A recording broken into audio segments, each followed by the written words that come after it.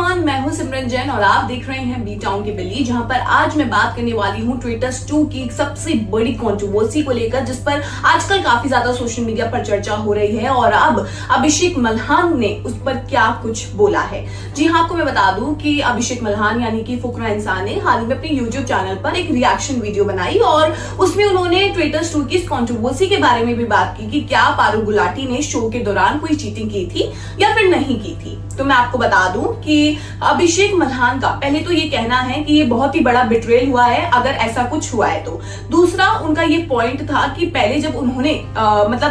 इस बारे में देखा, जब उन्हें पता चला, वो मूवी देख रहे थे और अचानक देखते हुए ये न्यूज आती है, वो कहते मैं खुद बहुत ज्यादा शॉक्ड रह गया था। फिर ये खबरें आने लगी थी कि जो क्रिस्टल और शहनील ने वीडियो बनाई थी कि पारुल जो है वो उन्होंने गेम में चीट किया था, उनको एक जो शैडो थी वो इंफॉर्मेशन दे रही थी, ट्रेटर्स का नाम बता रही थी कि कौन ट्रेटर है कौन नहीं है। तो जब अभिषेक को इसके बारे में पता चला तो वो कहते मैं बहुत ज्यादा शॉक्ड हुआ, लेकिन ये भी खबरें आ रही थी कि शायद ये जो सब हो रहा है ये हाइप क्रिएट करने के लिए मेकर्स की तरफ से ही किया जा रहा है। शो की बेसिकली एक पीआर स्टंट स्ट्रैटेजी है या मार्केटिंग स्ट्रैटेजी है और ऐसा कुछ भी नहीं हुआ है, ये सिर्फ एक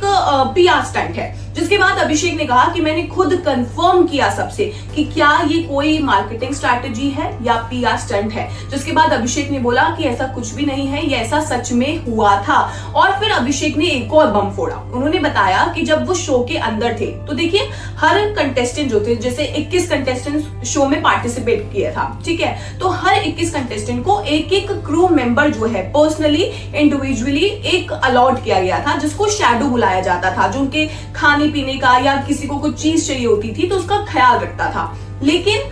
फिर जब वो उन्होंने बोला कि जब हम शो में शूटिंग कर रहे थे, जब घर के पैलेस के अंदर थे, तब हमें ये पता चला था कि 21 कंटेस्टेंट्स में से किसी एक की जो शैडो है यानी एक क्रू मेंबर को प्रोडक्शन हाउस की तरफ से फायर कर दिया गया था और उसका रीजन क्या था ये नहीं पता था। दूसरा ये कि वो किसकी शैडो जो था उसको फायर किया गया था वो भी नहीं पता था। लेकिन हाँ, ये जरूर था कि एक शैडो को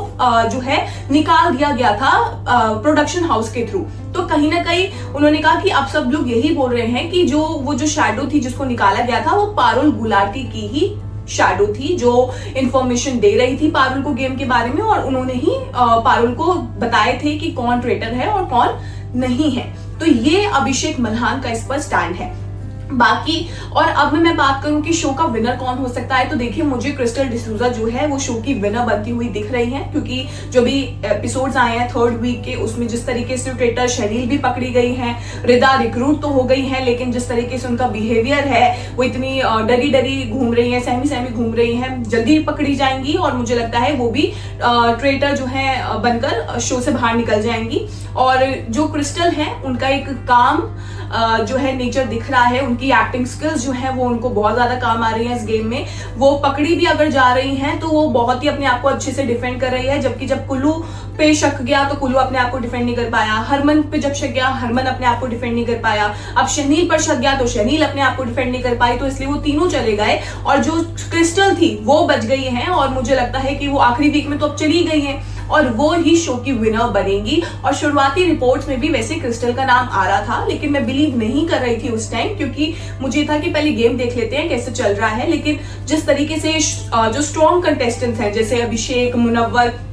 श्वेता तिवारी, ये सब पहले ही इवेक्ट हो गए, तो समवेयर जो है अब अगर क्रिस्टल का नाम जो पहले आ रहा था तो मैं तो बिलीव कर रही हूँ रिपोर्ट्स पर जिसमें क्रिस्टल डिसूजा को शो का विनर बताया जा रहा था। बाकी लेट्स सी क्या होता है।